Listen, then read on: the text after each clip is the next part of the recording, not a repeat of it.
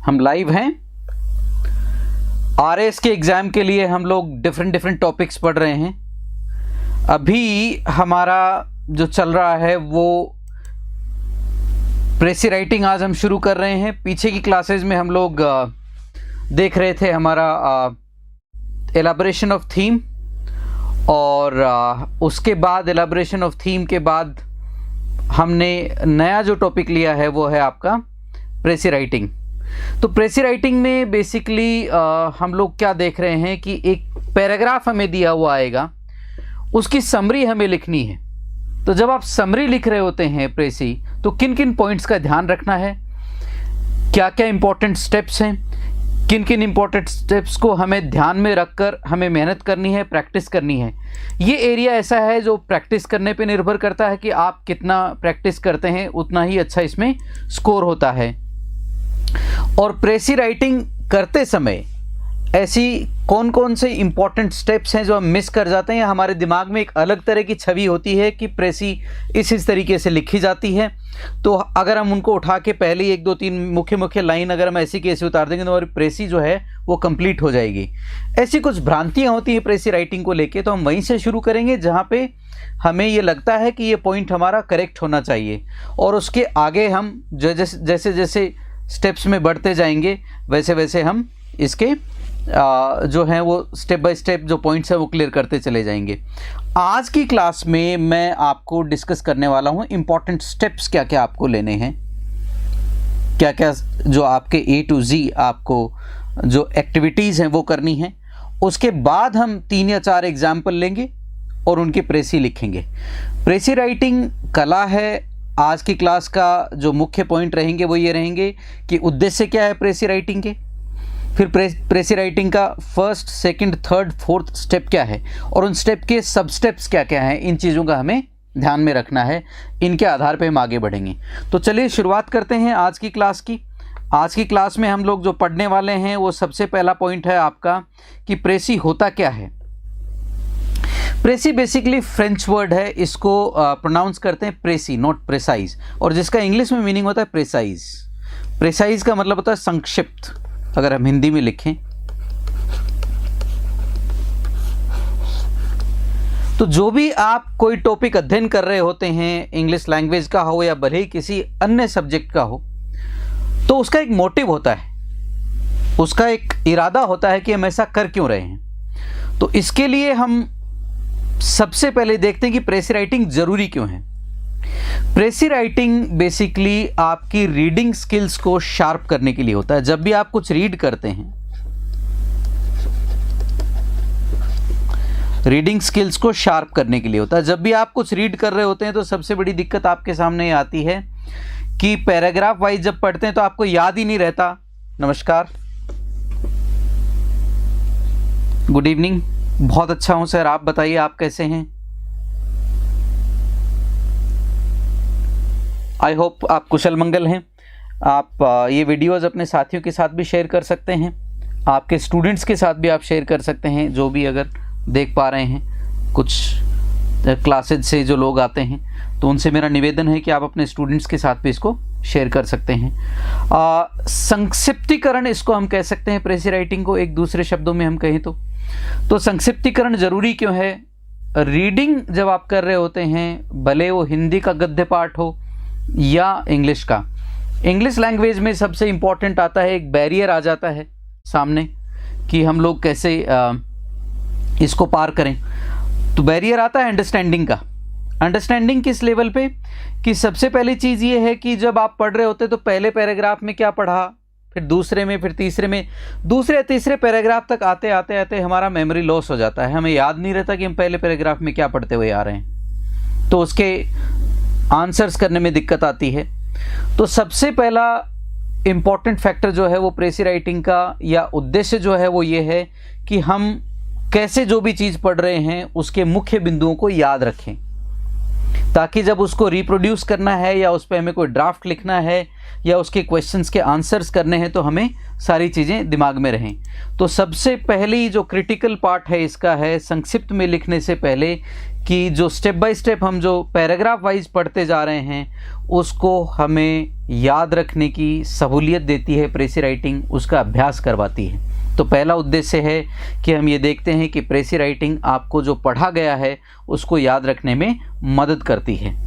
तो इसमें आपको जो इंक्लूड क्या करना होता है प्रेसी राइटिंग में, वो होता है आपके मेन जो पॉइंट्स होते हैं या जो जनरल जो सेंस होता है उसको, आपको जो केंद्रीय आपकी थीम होती है उसको आप लेकर प्रेसी राइटिंग लिखते हैं। केंद्रीय थीम का आप लेकर प्रेसी राइटिंग रखते हैं, या मूल भाव क्या है, क्या मूल सब्जेक्ट इसमें कवर क्या हुआ है, मूल विचार क्या है, मूल भाव क्या है, उसको पकड़ के आप आगे बढ़ते हैं और उसी को प्रेसी राइटिंग में आपको लिखना होता है। अगला इंपॉर्टेंट पार्ट है, एक इंग्लिश में दूसरी टर्म आती है, वैसे तो राइटिंग का ही हिस्सा होता है, स्कूल्स में पढ़ाया जाता है, पैराफ्रेजिंग।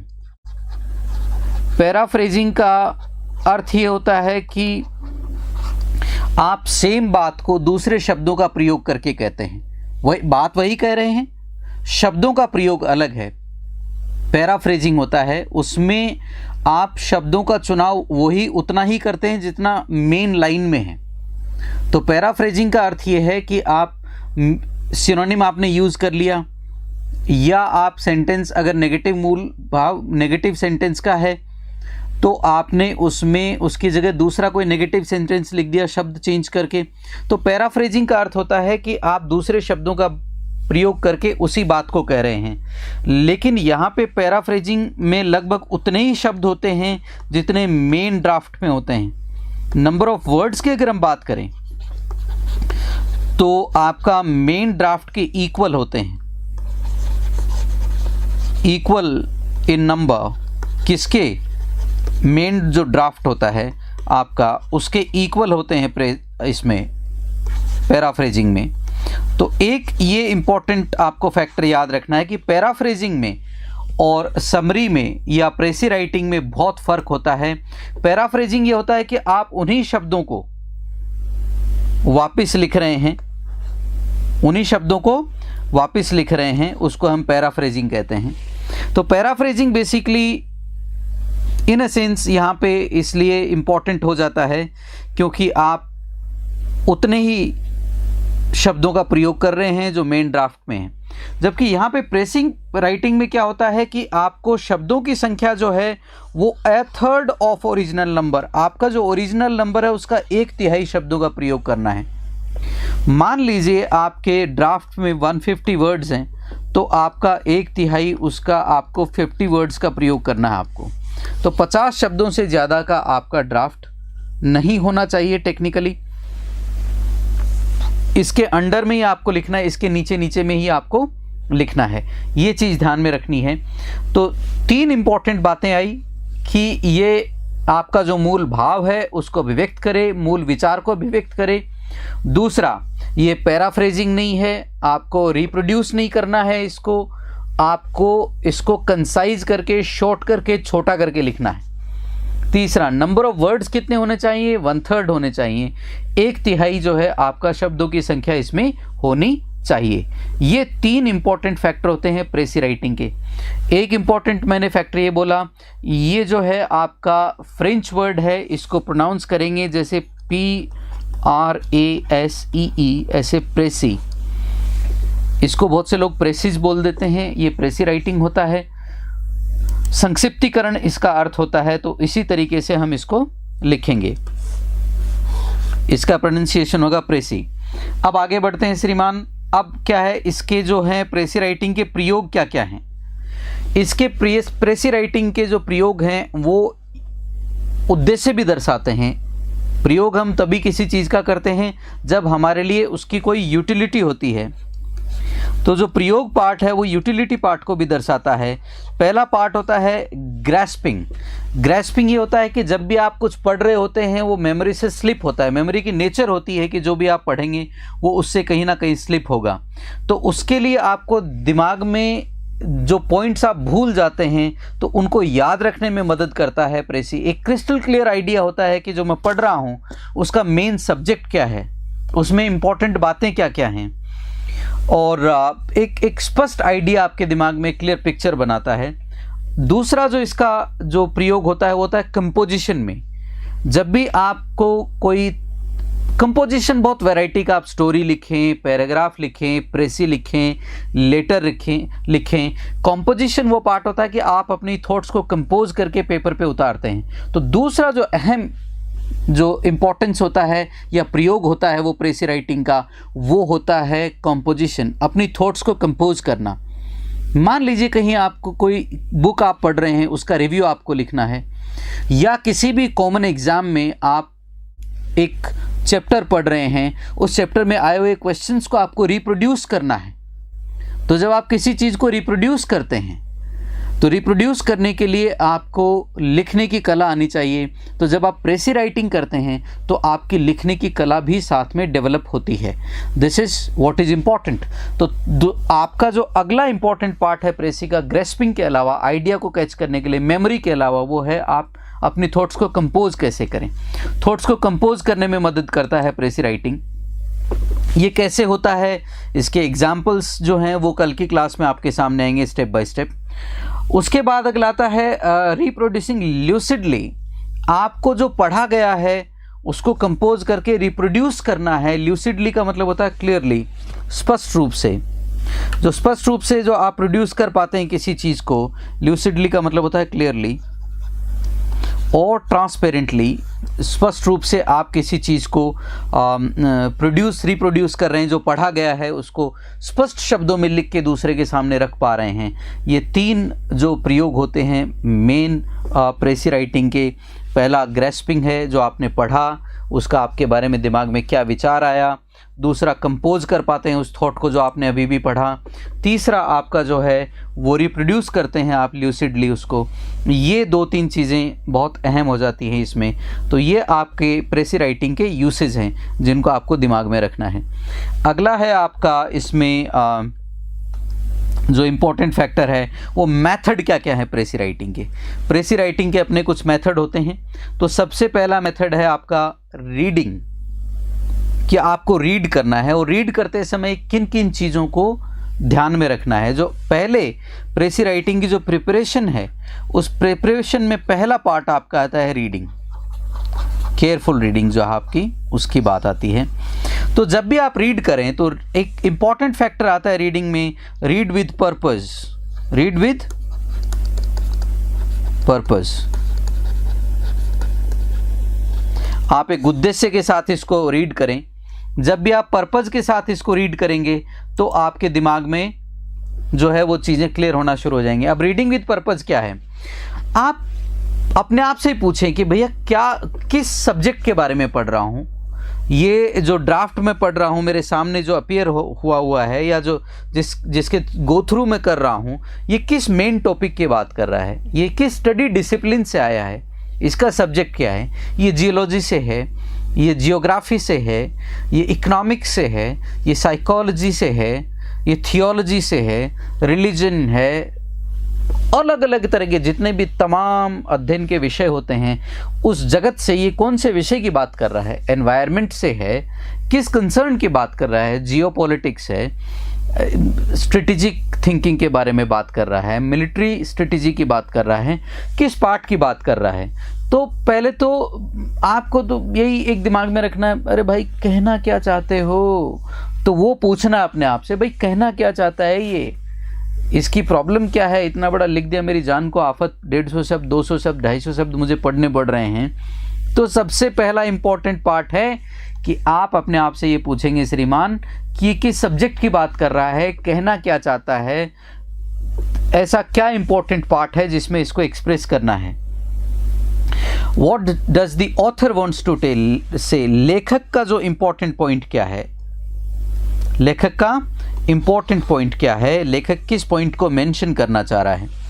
तो इसमें एक ये बहुत सबसे पहला important part, read with purpose. आपके रीडिंग में एक उद्देश्य होना चाहिए। ये जानना आपको ज़रूरी हो जाता है कि आप जो पढ़ रहे हैं उसका मेन टॉपिक क्या है, किस टॉपिक के बारे में बात कर रहा है।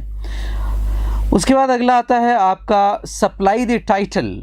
जब आप पढ़ रहे हैं तो आप टाइटल सप्लाई करें। टाइटल यानी कि आपको पूछेगा कि भैया ये जो प्रेसी है उसका टाइटल क्या है।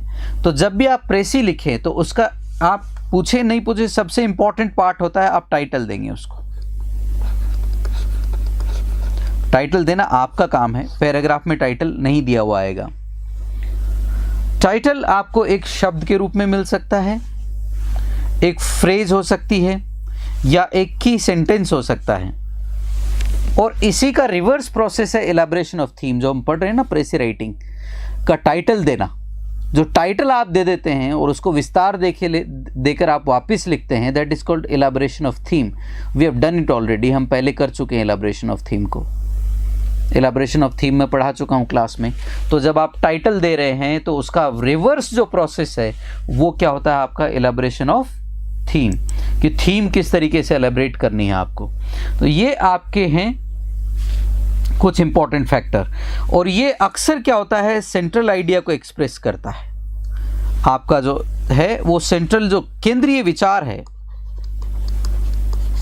आपकी पैराग्राफ का, उसको रिफ्लेक्ट करता है। क्या करता है? केंद्रीय विचार को। केंद्रीय विचार क्या होता है? केंद्रीय विचार एक शब्द में भी व्यक्त हो सकता है, एक फ्रेज यानी शब्दों के समूह में भी, और कोई की सेंटेंस भी हो सकता है। एक मैं सेंटेंस आपके सामने लिख रहा हूँ, जैसे मैं कोई एक इकोनॉमिक्स का सेंटेंस उठा रहा हूँ।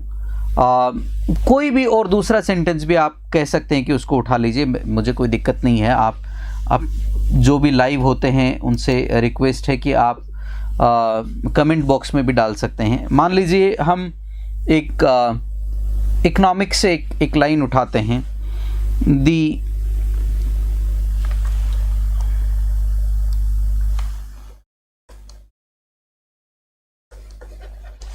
issue of rising fiscal deficit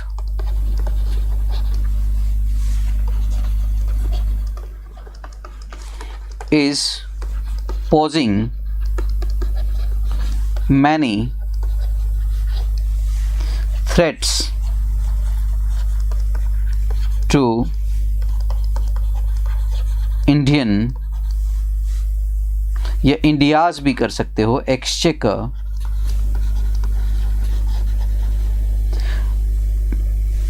and government must pay attention to it, must pay attention to it। चूँकि मेरे पास स्पेस इतना ही है इसलिए मैं इतना ही लिख पा रहा हूँ। तो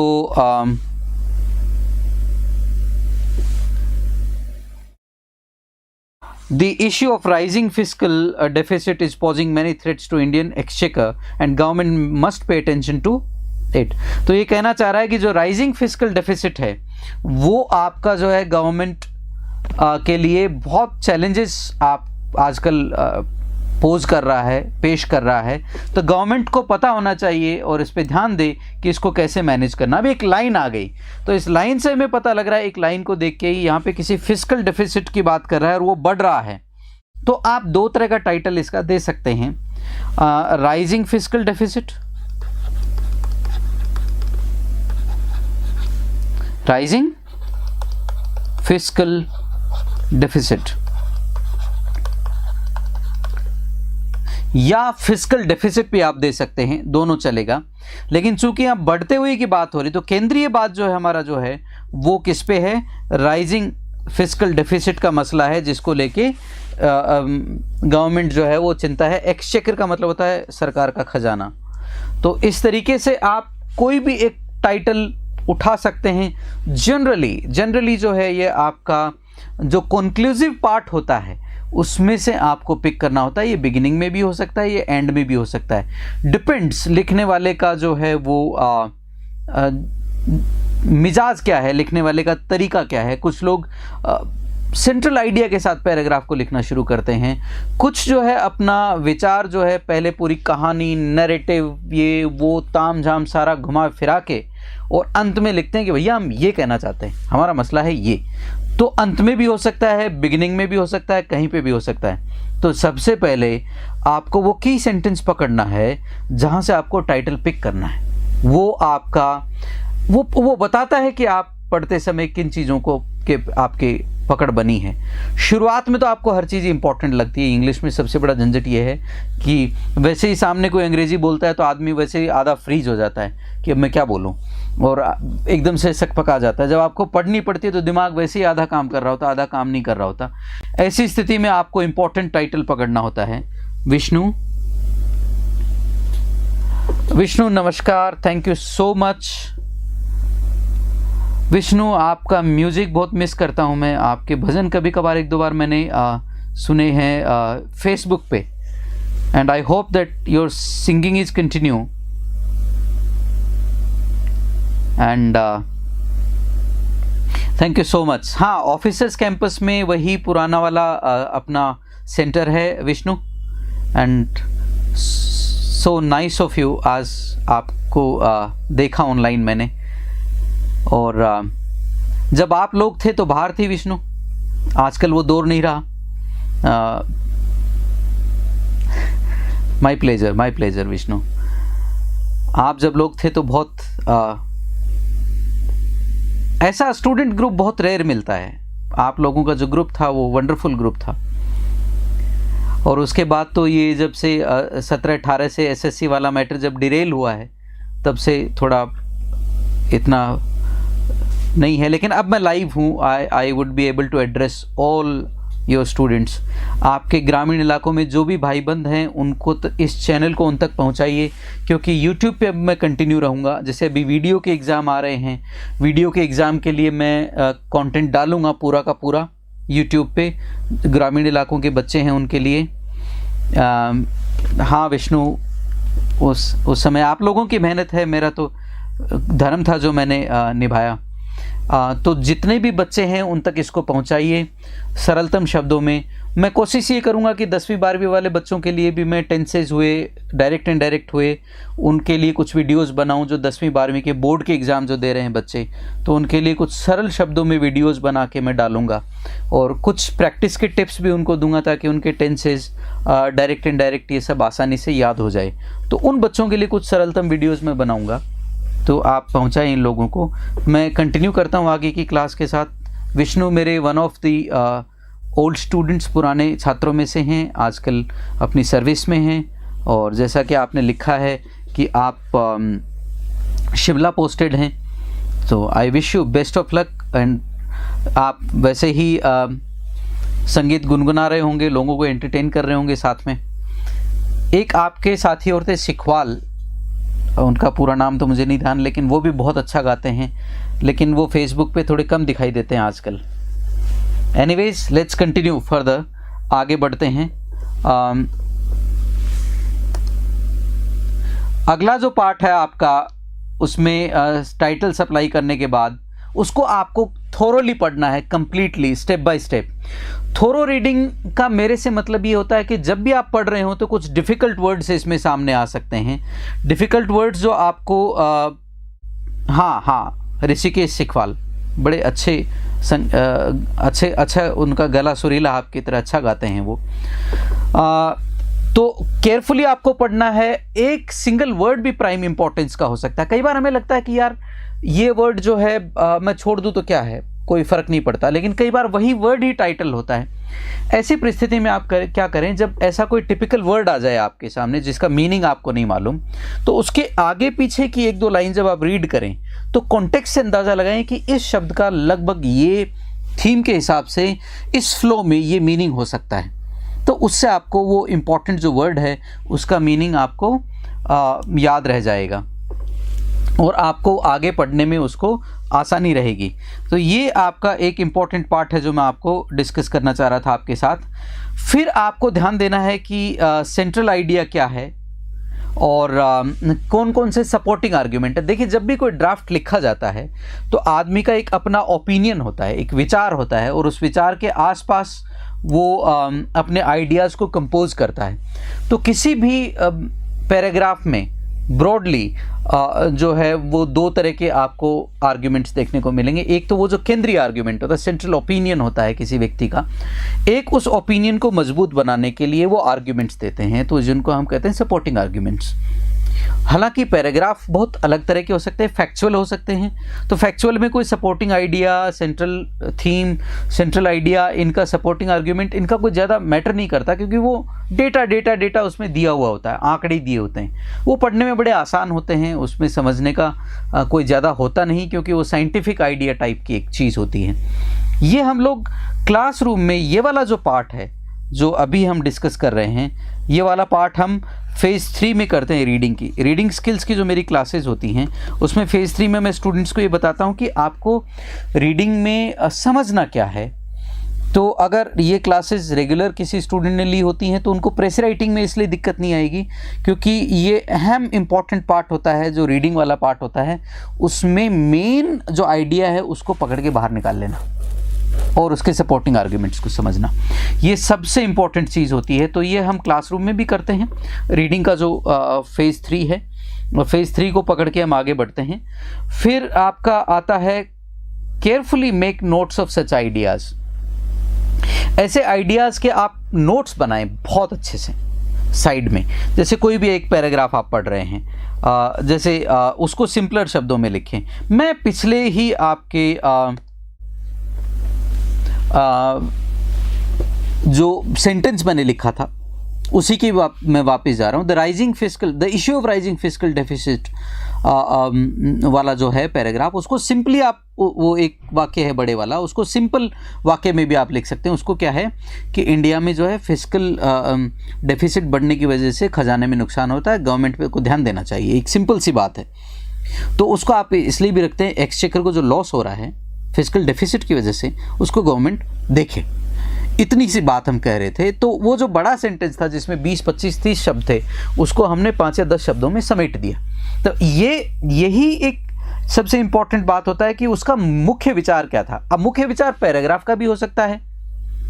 मुख्य विचार जो है आपका एक लाइन का भी मुख्य विचार आप निकाल सकते हैं। तो सेंट्रल आइडिया क्या है, सपोर्टिंग आर्ग्यूमेंट क्या है, इस चीज़ पे आपको ध्यान देना है। फिर आता है आपका carefully make note of such ideas.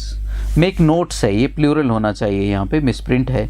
Make notes of such ideas, ये जो विचार आपको पकड़ में आए मुख्य उसके एक साइड में आप एक नोट डाल लें पैराग्राफ में, वहीं पे स्क्रिबल करें आप कि हाँ ये कहना चाह रहा है, तो उसका एक नोट डाल लें।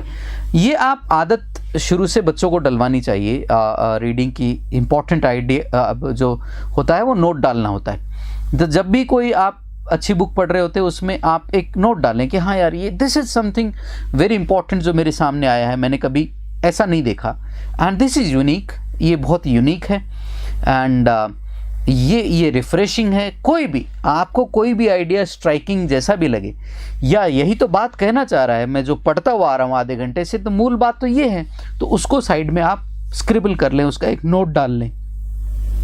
तो जो भी आप पढ़ते जा रहे हैं उसके साथ में आप नोट्स बनाते चले जाएं। साइड में नोट्स बनाएंगे, वो ज़्यादा इम्पोर्टेंट रहेगा आपके लिए। नोट्स बनाया हुआ क्या होता है, आपको कहीं ना कहीं दिखाई देता है, रिफ्लेक्ट करता है। नोट्स बनाए हुए को बाद में समरी में इंपॉर्टेंट पॉइंट्स में आप जब आप लिख रहे होते हैं प्रेसी, उसमें डाल सकते हैं। तो केयरफुली आप नोट कर लें। ये तीसरा स्टेप था आपका इसमें रीडिंग वाले पार्ट में, कि आपको पहला पार्ट तो यूसेज में जो आता है वो आपका टाइटल सप्लाई करना था। फिर रीडिंग वाला जो पार्ट चल रहा है उसमें उसकी हम बात कर रहे हैं अभी। उसके बाद आपका अगला जो इम्पोर्टेंट पॉइंट आता है वो है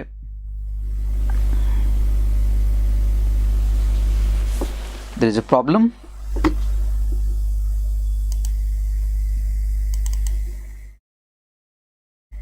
Wait for a second.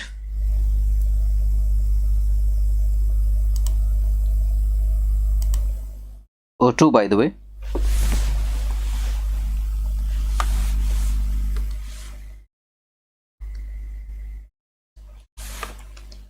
Technical glitch.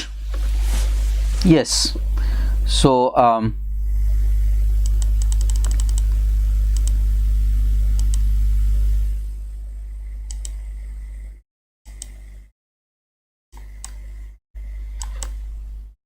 Title supply हमने किया था, उसके बाद हम नोट बना रहे थे, आइडियाज़ के आपके सामने हैं।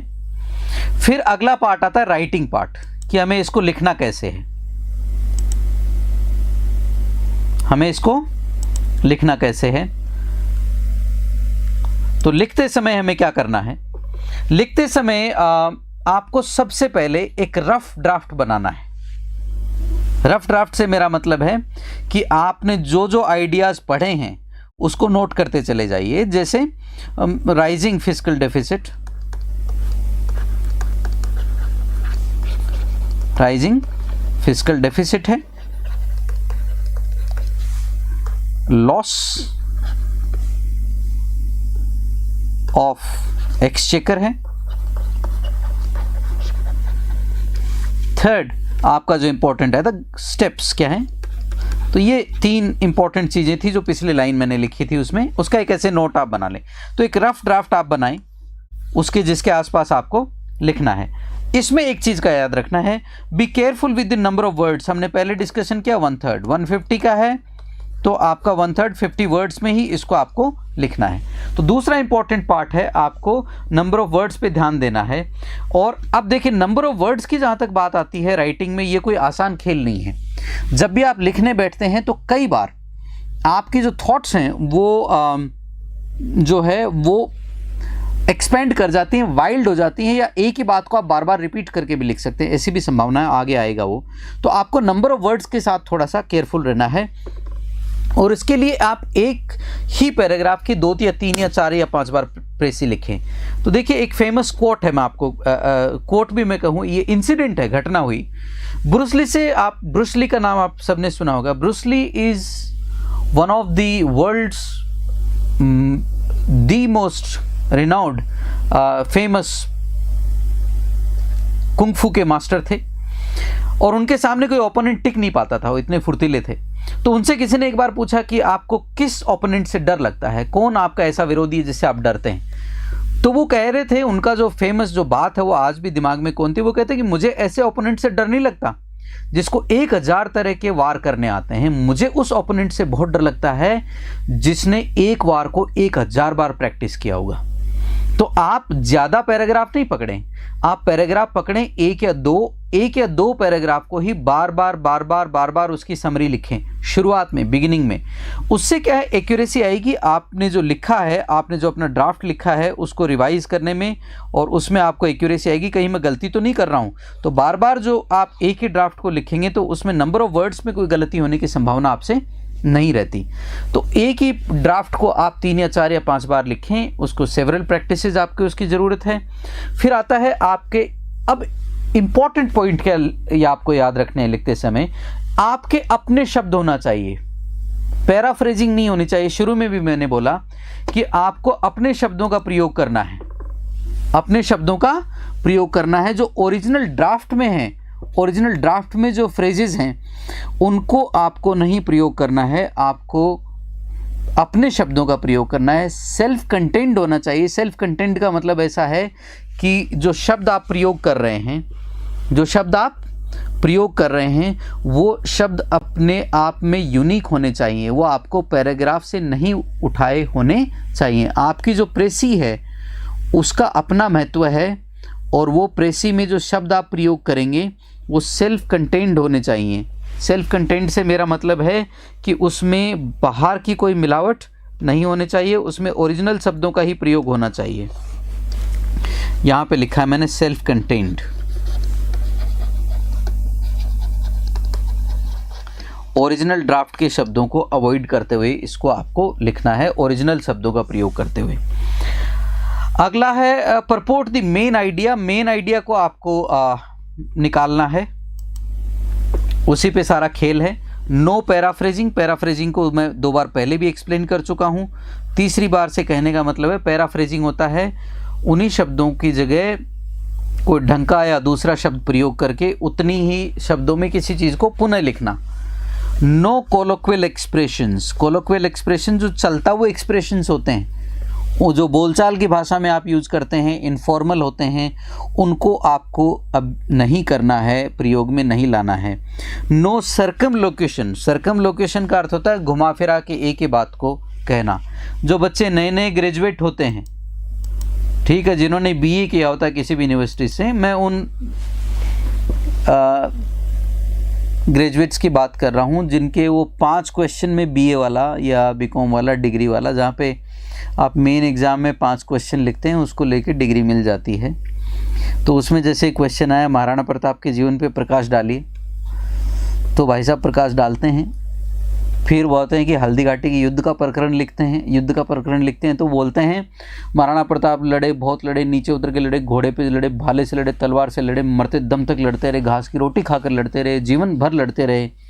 फिर गोगुंदा में भी लड़े, फिर यहाँ पे भी लड़े, फिर वहाँ पे भी लड़े। महाराणा प्रताप पूरे जीवन भर लड़ते रहे, ठीक है। और चेतक पे बैठ के लड़े, चेतक के बाद दूसरे घोड़े पे बैठ के लड़े, लेकिन लड़े। तो ये जो है वो आप महाराणा प्रताप के जो समग्र जीवन का आपको नॉलेज नहीं है, ऐसी परिस्थिति में सर्कमलोकेशन होता है। आप एक ही बात को घुमा फिरा के बार बार लिख के कॉपी भरते हैं, वहाँ पे कॉपी भरने के नंबर मिल सकते हैं, बट competitive एग्जाम्स में it is not possible, specially when you are writing your paper for taking your exams for civil services examinations. Pretty difficult, pretty intense, pretty competitive. तो ऐसे जब कोई भी चीज़ इतनी कम्पिटिटिव होती है इस स्तर पे, आप सर्कमलोकेशन नहीं कर सकते, एक ही बात को घुमा फिरा के नहीं लग सकते। No rhetorical flourishes. भैया आपको वहाँ पे लैंग्वेज के करीने नहीं छांटने, आपको जो है वो वर्बोसिटी या ज़्यादा शब्दों का, बड़े भारी भारी शब्दों का आपको वहाँ पे शशि थरूर नहीं बनने का है। अगर मैं सरलतम शब्दों में बोलूँ तो शशि थरूर वाली इंग्लिश वहाँ नहीं बनने का है। जो शब्द जहाँ ज़रूरी है ल्यूसिडली, टेक्निकल जार्गन का प्रयोग करें, लेकिन वो उतना ही इम्पोर्टेंट होना चाहिए जितना आप ज़रूरी है वहाँ पर। ज़्यादा बड़े शब्दों का रेटोरिक्स का मतलब, एक मैं आपको बोलूँ तो बोल बच्चन भी होता है, और रेटोरिक्स का मतलब बयानबाजी भी होता है, बड़बोलापन। तो बयानबाजी, बड़बोलेपन और जो फ्लावरी वर्ड हैं ज़्यादा, उनका प्रयोग हमें नहीं करना। सिंपल शब्दों का जो कॉन्टेक्स्ट को क्लियर करते हैं, ल्यूसिडिटी एक वर्ड आया था पहले भी, जो क्लैरिटी को का बोध कराएं, उन शब्दों का हमें ज़्यादा प्रयोग करना है। क्लैरिटी वाले शब्द ज़्यादा इम्पोर्टेंट होते हैं। यहाँ पे आपको क्लैरिटी का ज़्यादा ध्यान रखना है, स्पष्टता होनी चाहिए विचारों में। फिर आपके जो है लैंग्वेज है वो होनी चाहिए सिंपल, छोटे सेंटेंसेस का प्रयोग करें, सीधी सपाट लैंग्वेज होनी चाहिए। इस डायरेक्ट का अर्थ डायरेक्ट इनडायरेक्ट से कहीं लेना देना नहीं है, वो पॉइंट अलग है। डायरेक्ट का मतलब होता है सीधी सपाट बात, घुमा फिरा के नहीं। ग्रामेटिकल होना चाहिए, ग्रामर की एरर्स उसमें नहीं होनी चाहिए। इडियोमेटिक इंग्लिश होनी चाहिए। इडियोमेटिक इंग्लिश का मतलब है ऐसा आप उसमें जो भाव है वो आपके इडियोमेटिक एक्सप्रेशन में उसको कहूँगा कि जिसमें आप भाषा के जो बारीकियाँ हैं उनका प्रयोग करते हुए, अलंकारों का प्रयोग करते हुए उस भाषा को आप लिखते हैं। उसमें इडियम्स का प्रयोग हो, फ्रेजल वर्ब्स का प्रयोग हो, अच्छी बात है। स्पष्टता अगर आती है उससे तो आप उनको लिखते रहें, उनका प्रयोग करके भी लिखें। अगला जो इम्पोर्टेंट आता है वो आर्ट ऑफ कंप्रेशन। कंप्रेशन का मेरा मतलब होता है संक्षिप्तीकरण। यहाँ पे ये सबसे इम्पोर्टेंट है। आपने ड्राफ्ट लिख लिया, ड्राफ्ट में कई वर्ड आ गए, रफ ड्राफ्ट आप लिख रहे हैं, लेकिन ये आर्ट ऑफ कंप्रेशन जो है, उस जो विस्तार में लिखी गई चीज़ है उसको आपको कंप्रेस करके लिखना है। इस चीज़ का बड़ा ध्यान रखना है, चूँकि 1/3 वर्ड्स में ही आपको पूरी प्रेसी को सीमित रखना है, 1/3 शब्दों में। तो 1/3 शब्दों में जब आप इसको सीमित रखेंगे तो यहाँ पे ये आर्ट ऑफ कंप्रेशन बहुत इंपॉर्टेंट हो जाता है। Not bound to follow the original order of the thoughts. एक सबसे इंपॉर्टेंट बात कि भैया लेखक ने लिखा है, पहले एक ये विचार लिखा, दूसरा ये लिखा, तीसरा ये लिखा, तो ये सोचे कि अगर मैं मान लीजिए इन विचारों को इसी क्रम में लिखूं जिस क्रम में है, विचार क्रम आप इसको कह सकते हैं हिंदी में, तो विचार को उसी क्रम में लिखूं जिसमें लेखक ने लिखा है तो इसके मेरे को नंबर मिल जाएंगे, ऐसा कुछ भी नहीं है।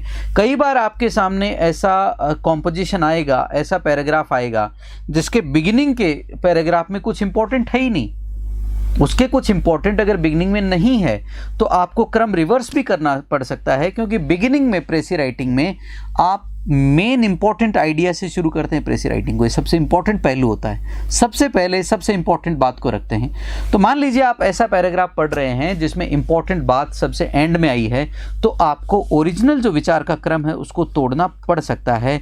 जो फ्लो ऑफ थॉट है उसका ओरिजिनल ऑर्डर तोड़ के आपको नया फ्लो आपको बनाना हो सकता है, नए विचार क्रम में आपको इसको लिखना हो सकता है। तो क्रम भंग होता है अगर विचारों का, ऑर्डर अगर भंग होता है, it's okay, there is no problem as such, तो आप उसको भंग कर सकते हैं। दूसरा, ट्रांसपोजिंग। ट्रांसपोजिंग से मेरा मतलब ये है कि आप जो क्लियर और क्रिस्प होना चाहिए। मान लीजिए कोई वर्ड आ जाता है आपके सामने, मैं आपके सामने लिखूं आपके एक बहुत टेक्निकल सा वर्ड ले लेता हूं मैं, लेट्स से परिया। परिया एक वर्ड होता है। तो परिया एक ऐसा वर्ड है जो बहुत टेक्निकल है, बहुत ही मतलब बहुत कम लोग इसको, रेयर वर्ड है अगर किसी ने ये यूज़ किया है। तो उसको ट्रांसपोज करने के लिए एक सिंपल वर्ड आप यूज़ कर सकते हैं, आउटकास्ट। आउटकास्ट या आउटलॉ,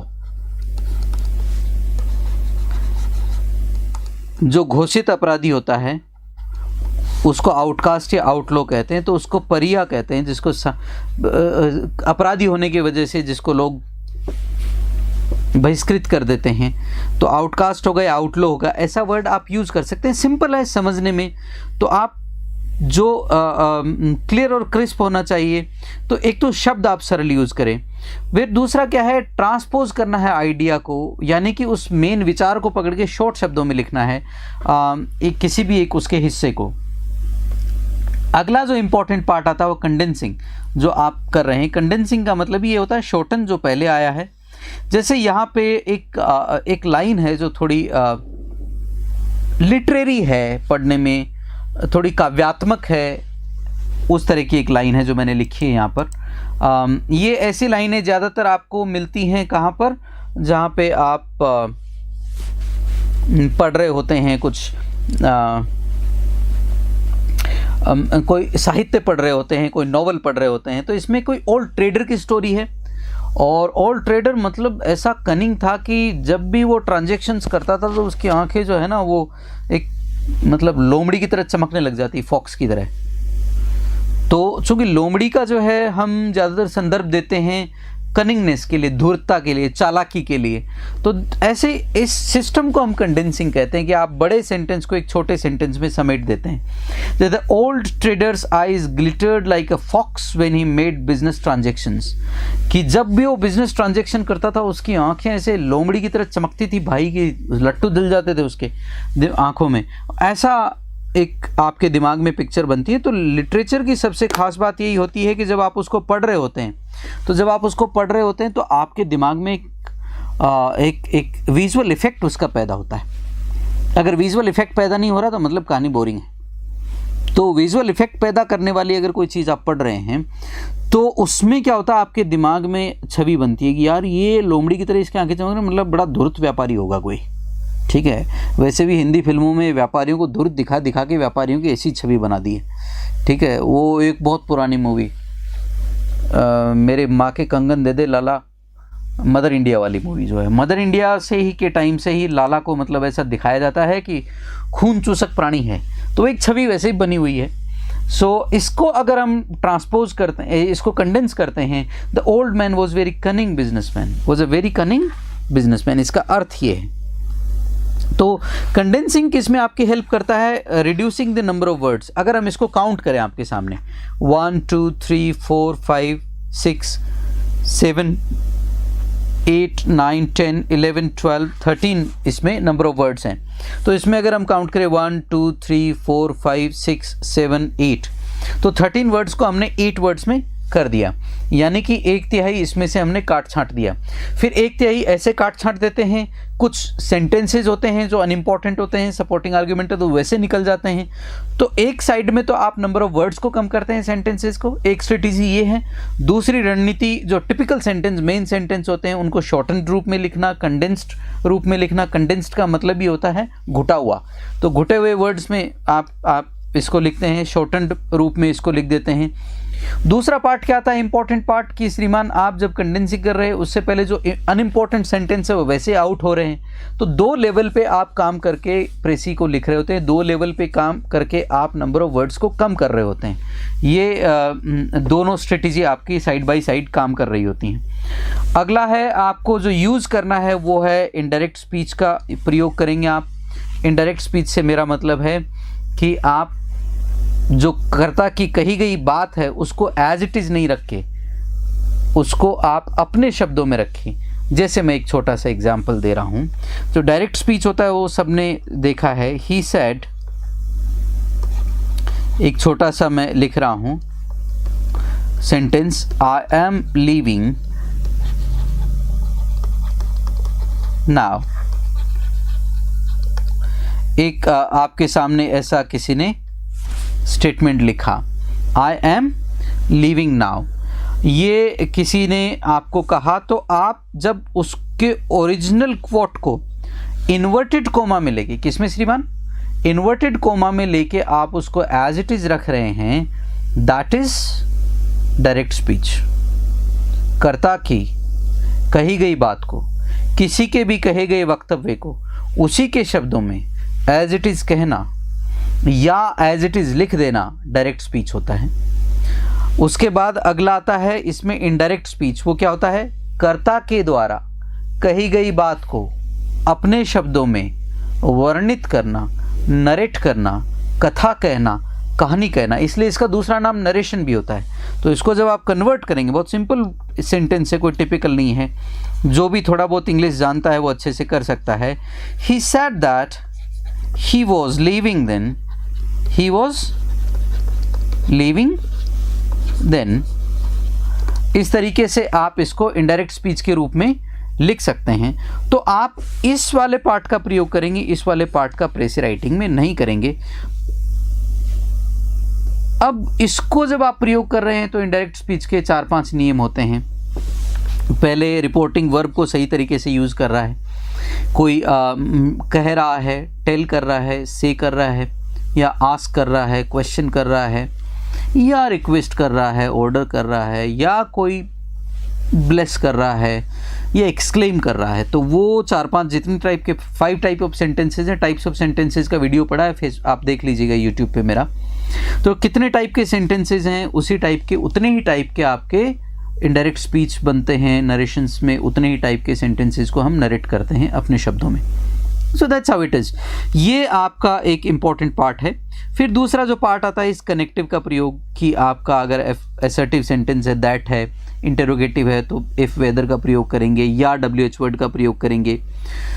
फिर अगर एक्सक्लेमेटरी है, दैट का प्रयोग है। इम्पेरेटिव में इन्फिनेटिव का प्रयोग है। जो जिस टाइप का सेंटेंस है उस टाइप में आप किस तरह के कनेक्टिव का प्रयोग करेंगे। थर्ड वाला पार्ट जो है वो जो पर्सनल प्रोनाउन आ जाते हैं उनको चेंज करना सब्जेक्ट ऑब्जेक्ट के अनुसार, या उसमें कोई बदलाव नहीं होगा। थर्ड नियम ये होता है।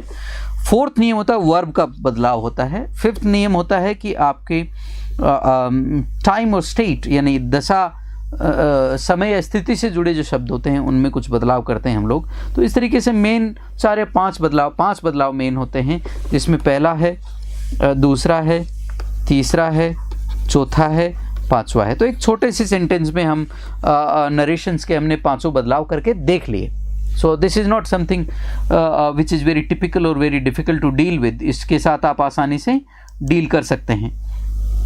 तो ये एक इम्पॉर्टेंट पार्ट है आपका, जिसमें आप पांचों पार्ट, थोड़ा सा मैंने ब्रीफ कर दिया यहाँ पर, आप देख सकते हैं। नरेशंस को आप पढ़ सकते हैं। ज़्यादातर को तो आते हैं, जो सिविल सर्विसेज की तैयारी करते हैं उनका इतना नॉलेज तो होता है, बट हैविंग सेड दैट एक बार रिवाइज कर लेने में कोई बुराई नहीं होता। अगला, अवॉइड क्लीशे।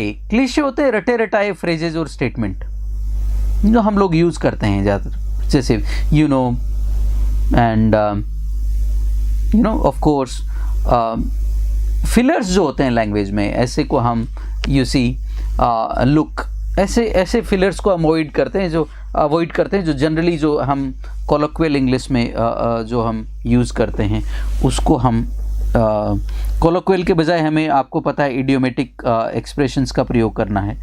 तो वो उन चीज़ों का हम अवॉइड करते हैं। इस चीज़ का आप कृपया ध्यान रखिएगा। फिर एंड पॉइंट आपका जो 2 इम्पॉर्टेंट पॉइंट हैं वो रिवाइजिंग और राइट अ फेयर कॉपी। आप एक बार रिवाइज कर लें पूरे के पूरे को, रिवाइज करके आप उसको उसकी एक फेयर कॉपी बनाएं। फेयर कॉपी बना के उसको फाइनल टच देके सबमिट कर दें, या लिख के अपनी कॉपी में उसको इति सिद्धम कर दें। इति सिद्धम से मेरा अर्थ है कि भैया हुआ, पर्याप्त है। ये आपका अंतिम पॉइंट है। तो कोई भी चीज़ में प्रेसी राइटिंग में इससे ज़्यादा डिटेल्स नहीं होती। हालांकि प्रेसी राइटिंग को 1 घंटे में समझाना बड़ा मुश्किल हो जाता है। थियोरी पार्ट है जो मैंने समझाया है, इसके स्टेप बाय स्टेप जो है वो डिटेल्ड स्टडी होती है, वो किसी अन्य क्लास में। पर आज के लिए चूँकि एग्ज़ाम्स आर अप्रोचिंग, एग्ज़ाम्स बहुत नज़दीक हैं आपके, इसलिए ये 4 इम्पॉर्टेंट पॉइंट होते हैं। पहला है आपका प्रिपरेशन, जिसमें रीडिंग वाला है आपका, और रीडिंग के बाद जो इम्पोर्टेंट आइडिया निकालना है, टाइटल देना है, टाइटल देकर उसके फिर दूसरा पार्ट आ जाता है राइटिंग का है, रफ ड्राफ्ट लिखना है, ये करना है, वो करना है, उसकी इम्पोर्टेंट बातें। तो पहले जो प्रिपरेशन है उसमें रीडिंग की इम्पोर्टेंट बातें, फिर राइटिंग की इम्पोर्टेंट बातें, फिर रिवाइज़ करके देखना है कि जो मैंने लिखा है कहीं उसमें कोई गड़बड़ तो नहीं है, वो सही ऑर्डर में है कि नहीं है, उसको देखना है। और उसको देखकर और फिर आपको फेयर कॉपी आपकी एंड में बना लेनी है। आज के लिए इतना ही। बहुत बहुत धन्यवाद आपका। चैनल को सब्सक्राइब करें, शेयर करें। इंटरेस्टिंग आपके सामने कंटेंट आने वाला है रेगुलर। कल की क्लास में मैं लाइव इसलिए नहीं हो पाया क्योंकि there was some problem with internet connectivity. Recorded video मैंने एक दिन पहले भी डाला, लेकिन रिकॉर्डेड डालने के मैं मूड में नहीं था। लाइव आने का अपना आनंद है। कोई भी पुराना स्टूडेंट टकरा जाता है और उनसे बातें करके बड़ा सुकून भरा एहसास होता है। सफल व्यक्ति से तो बात करके वैसे ही बहुत सुकून महसूस होता है। अक्सर मैंने ये भी देखा है कि एप्रिशिएशन जो है वो एप्रिशिएशन उन्हीं लोगों से मिलता है जो सफल लोग हैं। आपको एप्रिशिएशन उन लोगों से कभी नहीं मिलता जो निष्फल लोग हैं। निष्फल लोग तो हर व्यक्ति में कहीं ना कहीं दोष ढूंढ ही लेते हैं। तो वो स्वयं में भी ढूंढते हैं, स्वयं में दोष ढूंढना, दूसरों में दोष ढूंढना, दोनों ही दोषदर्शिता अपने आप में ही गड़बड़ है। हेल्दी एनालिसिस करें कि कहाँ गलती हुई, क्या और बेहतर तरीके से समझ सकते हैं। तो यही सकारात्मक सोच होती है। सकारात्मक सोच से अर्थ इतना सा होता है कि आप अपने आसपास के वातावरण में जितना भी जो कुछ घट रहा होता है, उन घटक तत्वों को आप even if they are negative, even if आपके खिलाफ कोई कॉन्स्पिरेसी हो या आपके प्रति कोई नेगेटिव बोलता हो, तो उसको भी एक हेल्दी पर्सपेक्टिव में देखना चाहिए कि ऐसी परिस्थितियों में जो विपरीत परिस्थितियां हैं उनके बावजूद भी आप अच्छा क्या कर सकते हैं। क्योंकि जहाँ पे कंपटीशन होगा, जहाँ पे कंपेटिटिवनेस होगी, वहाँ पे विपरीत परिस्थितियाँ तो रहेंगी कहीं ना कहीं। वो कंपटीशन से संबंधित हो सकती हैं, वो इमोशनल हो सकती हैं, साइकोलॉजिकल हो सकती हैं, किसी भी लेवल पे सोशल हो सकती हैं। तो उनके साथ आपको और हमें डील करना है। तो it's part and parcel of our success story. खट्टी मीठी बातें, अच्छी बुरी बातें सब तरह के हमारे जीवन का हिस्सा होती हैं। तो ज्ञान ज़्यादा ना फैलते हुए बहुत बहुत धन्यवाद। शेयर करें, सब्सक्राइब करें, बेल आइकन को हिट कर दें। ये कहानी शुरुआत में मैं कहना भूल जाता हूँ, क्योंकि पहला आते ही मकसद ये होता है कि कंटेंट पे फोकस करो, पढ़ाने पे फोकस करो, बाकी सब चीज़ें होती रहेंगी। बहुत बहुत धन्यवाद आपका। नमस्कार। ईश्वर आपको खुश रखे।